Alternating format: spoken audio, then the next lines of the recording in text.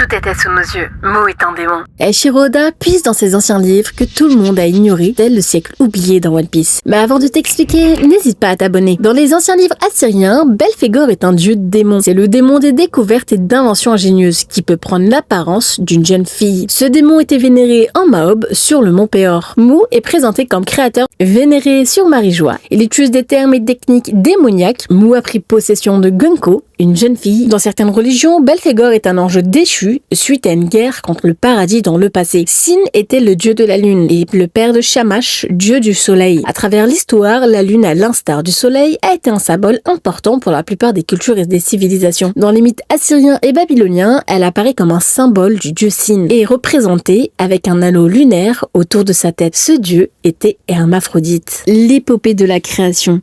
Enuma, dans la culture assyrienne, sont des tablettes de présages célestes. Enuma veut dire lorsqu'en haut, pour le roi, peu à l'instar de la fresque qui est apparue dans One Piece. Mu utilise Omen, dit présage, lui qui est placé sur le trône tout en haut du monde.